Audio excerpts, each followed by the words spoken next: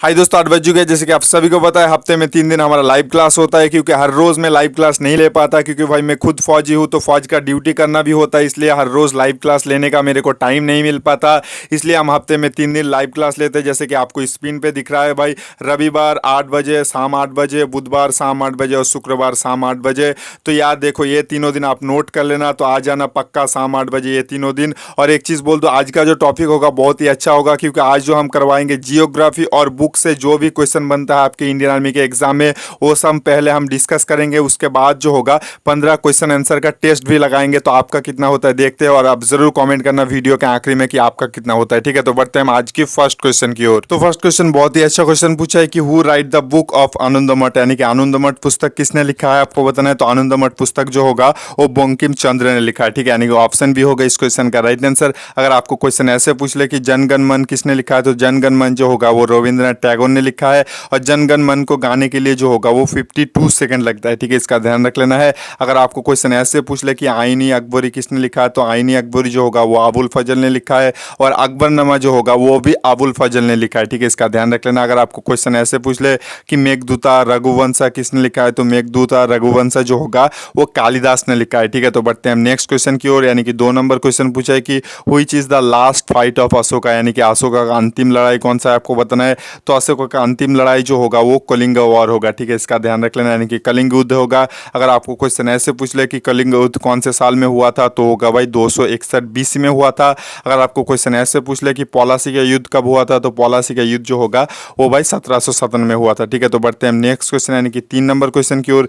3 number question पूछा है कि हु अपॉइंटमेंट जज of supreme court of India, यानी कि जो भाई वो सर्वोच्च न्यायालय की न्यायाधीश की नियुक्ति करता है वो कौन होगा, आपको बताना है। तो इस क्वेश्चन का राइट आंसर जो होगा वो ऑप्शन है, यानी कि प्रेसिडेंट राष्ट्रपति होगा। ठीक है, अगर आपको क्वेश्चन ऐसे पूछ ले कि राष्ट्रपति बनने के लिए निम्नतम आयु कितना होना चाहिए, तो राष्ट्रपति बनने के लिए जो होगा वो निम्नतम आयु आपका 35 साल होना जरूरी है।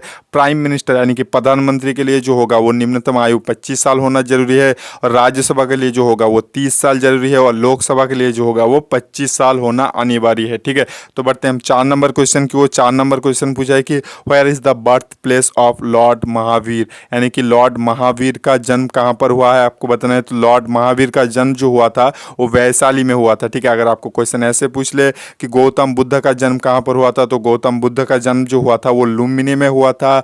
और लुम्बिनी जो है वो नेपाल में स्थित है। ठीक है, इसका ध्यान रख लेना। तो बढ़ते हैं नेक्स्ट क्वेश्चन यानी कि 5 नंबर क्वेश्चन की ओर।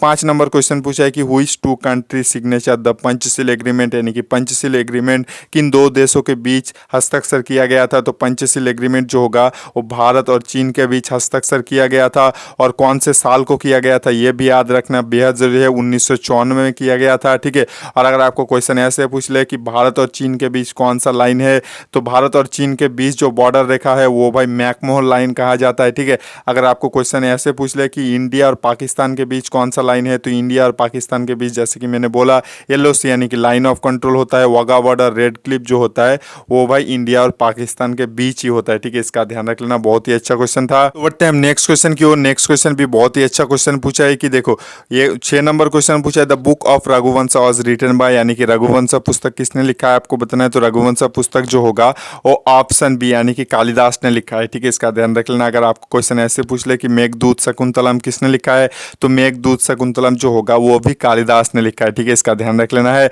अगर आपको क्वेश्चन ऐसे पूछ ले कि वाल्मीकि किसने, मतलब वाल्मीकि ने कौन सा बुक लिखा है, तो वाल्मीकि जो होगा वो रामायण लिखा है। ठीक है, इसका ध्यान रख लेना। और महाभारत जो होगा वो वेद व्यास ने लिखा है। अगर आपको क्वेश्चन ऐसे पूछ ले कि हनुमान चालीसा भगवद गीता किसने लिखा है, तो हनुमान चालीसा भगवद गीता जो होगा वो तुलसीदास ने लिखा है। ठीक है, इसका ध्यान रख लेना। तो बढ़ते हैं हम 7 नंबर क्वेश्चन की ओर।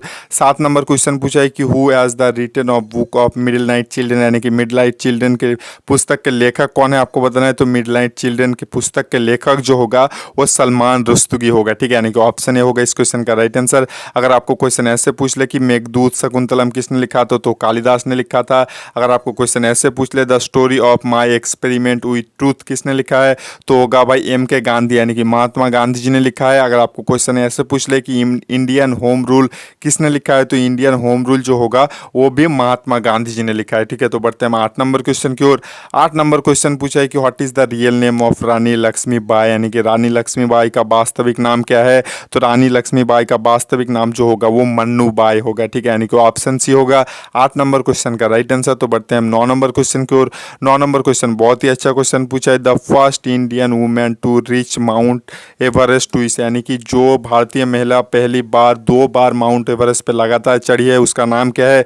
तो होगा भाई, बहुत सारे बच्चे यहाँ बचेंद्र पाल कर देगा, पर बचेंद्र पाल नहीं होगा मेरे भाई, संतोष यादव होगा। ठीक है, संतोष यादव जो है वो भारत के प्रथम महिला है जो माउंट एवरेस्ट पे 2 बार चढ़ा है। ठीक है, अगर आपको क्वेश्चन ऐसे पूछ ले कि भारत की प्रथम महिला कौन है जो माउंट एवरेस्ट पे चढ़ा था, तो होगा भाई मतलब बचेंद्र पाल होगा। ठीक है, इसका ध्यान रख लेना। 2 बार अगर आपको क्वेश्चन पूछे तो संतोष यादव, अगर सिर्फ पूछे कि भारत के पहला महिला कौन है तो होगा भाई बचेंद्र पाल। ठीक है, तो इसी के साथ हमारा ये टॉपिक खत्म होता है। अब हम आपका क्वेश्चन आंसर का टेस्ट लगाएंगे, जहां हम आपको 15 क्वेश्चन रखेंगे। ठीक है, देखते हैं आपका कितना होता है। तो टेस्ट का फर्स्ट क्वेश्चन बहुत ही अच्छा क्वेश्चन पूछा है कि which is the deepest ocean in the world, यानी कि दुनिया का सबसे गहरा महासागर कौन सा है? तो दुनिया का सबसे गहरा महासागर जो होगा वो पैसिफिक ओशन यानी कि प्रशांत महासागर होगा। देखो बहुत सारे बच्चे हिंदी वाले जो होगा वो इंग्लिश में याद नहीं करते, तो इस चीज़ को मैं रिक्वेस्ट करूंगा कि आप इसको भी इंग्लिश में याद कर लीजिएगा, क्योंकि बहुत बार इंडियन आर्मी के एग्जाम में जो होता है ना वो आपको प्रशांत महासागर और मतलब पैसिफिक ओशन ही दे देते हैं। फिर बहुत सारे बच्चे सोचते हैं कि क्या होगा यार, पैसिफिक ओशन प्रशांत महासागर दोनों याद कर लेना। ठीक है, तो बढ़ते हैं हम नेक्स्ट क्वेश्चन यानी कि 2 नंबर क्वेश्चन की। 2 नंबर क्वेश्चन पूछा है कि इंडियन लिटरेचर मतलब India liberated Goa from the Portuguese in, यानी कि भारत पोर्तुगीज से कब आज़ादी मिला था? गोवा को पोर्तुगीज से कब आज़ादी मिला था? तो होगा भाई 1961 साल में मिला था। ठीक है, यानी कि ऑप्शन सी होगा 2 नंबर क्वेश्चन का राइट आंसर। तो बढ़ते हैं हम 3 नंबर क्वेश्चन की। 3 नंबर क्वेश्चन पूछा है कि Paris is situated on the bank of river, यानी कि पेरिस किस नदी के किनारे बसा है? तो पेरिस जो होगा वो सीन नदी के किनारे बसा है। ठीक है, इसका ध्यान रख ले। तो बढ़ते हैं हम 4 नंबर क्वेश्चन की ओर। 4 नंबर क्वेश्चन बहुत ही अच्छा क्वेश्चन पूछा है कि national botanical garden is situated which city, यानी कि नेशनल बोटानिकल गार्डन जो होगा वो लखनऊ में स्थित होता है। ठीक है, इसका ध्यान रख लेना है। तो बढ़ते हैं हम 5 नंबर क्वेश्चन की ओर। 5 नंबर क्वेश्चन बहुत ही अच्छा क्वेश्चन पूछा है। व्हाट इज H1N1, यानी कि H1N1 क्या है आपको बताना है। तो जैसे कि आप सभी को पता है H1N1 जो होता है वो स्वाइन फ्लू होता है। ठीक है, यानी कि ऑप्शन सी होगा 5 नंबर क्वेश्चन का राइट आंसर। तो बढ़ते हैं हम 6 नंबर क्वेश्चन की ओर। और एक चीज़ बोलना चाहूँगा, सभी बच्चों को मैं रिक्वेस्ट करूँगा कि यार लाइव चैट में आप आंसर दिया करो, ताकि सभी बच्चों को कंपेयर कर सकते हैं कि आपका कितना होता है दूसरे बच्चों का कितना होता है। ठीक है, तो 6 नंबर। और एक चीज़ बोल दो भाई, लाइव चैट ऑफ करके जल्दी से एक लाइक कर देना वीडियो को, क्योंकि यार ड्यूटी में होते हुए भी आप लोगों के लिए वीडियो बनाता हूँ, तो यार एक लाइक तो बनता है। ठीक है, तो 6 नंबर क्वेश्चन पूछा है कि ये कहाँ पर स्थित होता है आपको बताना है। तो ये जो होता है ये ऑप्शन बी यानी कि गोवा में स्थित होता है। ठीक है, यानी कि 6 नंबर क्वेश्चन का राइट आंसर जो होगा वो ऑप्शन बी गोवा होगा। ठीक है, तो बढ़ते हैं हम 7 नंबर क्वेश्चन की ओर। 7 नंबर क्वेश्चन पूछा है कि Haridwar situated on which river, यानी कि हरिद्वार किस नदी पर स्थित है आपको बताना है। तो हरिद्वार जो होगा वो गंगा नदी पर स्थित होता है। ठीक है, यानी कि ऑप्शन ये होगा 7 नंबर क्वेश्चन का राइट आंसर। तो बढ़ते हैं हम 8 नंबर क्वेश्चन की ओर। 8 नंबर क्वेश्चन पूछा है कि which is the biggest natural harbour on western coast in India, यानी कि भाई क्वेश्चन ये पूछा है कि भारत में पश्चिमी तट पर सबसे बड़ा प्राकृतिक बंदरगाह कौन सा है आपको बताना है। तो इस क्वेश्चन का राइट आंसर जो होगा, देखो भारत के पश्चिमी तट पर प्राकृतिक बंदरगाह सबसे बड़ा जो होता है वो होता है भाई मुंबई, यानी कि ऑप्शन डी होगा 8 नंबर क्वेश्चन का राइट आंसर।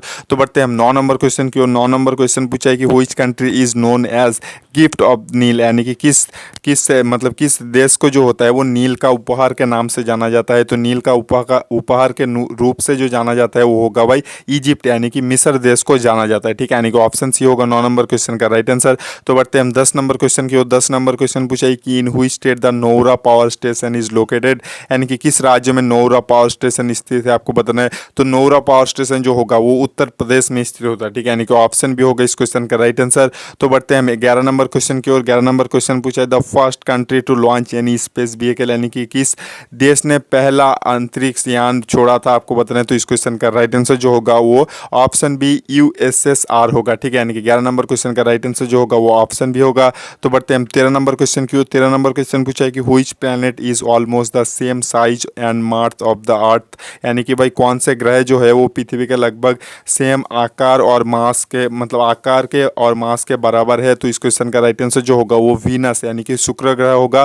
ठीक है, इसका ध्यान रख लेना। अगर आपको क्वेश्चन ऐसे पूछ ले कि सबसे बड़ा ग्रह कौन सा है सौरमंडल में, तो होगा भाई जुपिटर यानी कि बृहस्पति, और उसके बाद जो आता है सैटर्न यानी कि शनि जो होता है वो दूसरे नंबर पे सबसे बड़ा ग्रह में हो। अगर आपको क्वेश्चन ऐसे पूछ ले कि सूरज के सबसे नज़दीक वाला ग्रह कौन सा है, तो सूरज के सबसे नज़दीक वाला ग्रह जो होगा वो भाई मरकरी यानी कि बुध होगा। अगर आपको क्वेश्चन ऐसे पूछ ले कि सबसे गर्म ग्रह कौन सा है, तो सबसे गर्म ग्रह जो होगा वो वीनस यानी कि शुक्र जीरो होगा, ठीक है, इसका ध्यान रख लेना है। तो बढ़ते हैं हम नेक्स्ट क्वेश्चन यानी कि 13 नंबर क्वेश्चन की ओर। 13 नंबर क्वेश्चन बहुत ही अच्छा क्वेश्चन पूछा है कि देखो deuce is word associated with which game, यानी कि डूस शब्द जो है वो किस खेल के साथ संबंधित है। तो डूस जो होगा वो टेनिस के साथ संबंधित होता है, ठीक है, इसका ध्यान रख लेना कि ऑप्शन सी होगा इस क्वेश्चन का राइट आंसर। जब इक्वल हो जाता है ना, जब 15-15 या शायद 14-14 हो जाता है तब डूस कहा जाता है, ठीक है, मुझे भी उतना याद नहीं है, पर डूस जो होता है वो टेनिस के साथ संबंधित होता है, ठीक है। तो बढ़ते हैं 14 नंबर क्वेश्चन की ओर। 14 नंबर क्वेश्चन पूछा है हु वाज द मतलब last emperor of Mughal density, यानी कि मुगल वंश का अंतिम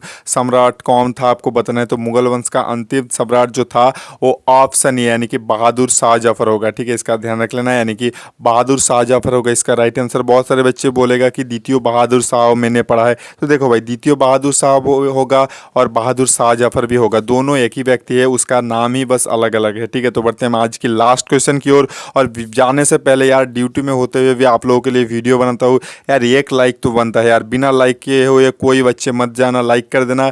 अगर आपको वीडियो पसंद आया तो लाइक ज़रूर करना, ठीक है। तो बढ़ते हैं हम आज की लास्ट क्वेश्चन की ओर। लास्ट क्वेश्चन पूछा है कि what is the currency of Australia, यानी कि ऑस्ट्रेलिया का मुद्रा का नाम क्या है। तो ऑप्शन डी होगा इस क्वेश्चन का राइट आंसर, यानी कि ऑस्ट्रेलिया का मुद्रा का नाम जो होता है वो डॉलर होता है, ठीक है, यानी कि ऑस्ट्रेलियन डॉलर होता है ऑस्ट्रेलिया मुद्रा का नाम। और देखो भाई हम जो पढ़ाते हैं जैसे कि आपको स्क्रीन पे दिख रहा है भाई, रविवार बुधवार और जो होता है ना, वो रविवार बुधवार और शुक्रवार शाम 8 बजे हमारा लाइव क्लास आता है। तो यार शाम 8 बजे ही आता है, तो यार चैनल को सब्सक्राइब करने के बाद बाजू में बेल आइकन ज़रूर दबा देना और वीडियो को लाइक करना। अगर आप भी चाहते हो हर मतलब बुधवार शुक्रवार और रविवार पढ़ना चाहते हो तो यार सब्सक्राइब जरूर करना और याद करके ज़रूर आ जाना ये तीनों दिन, ठीक है। तो आज हम आपसे विदा लेते हैं, मिल जाएंगे नेक्स्ट दिन।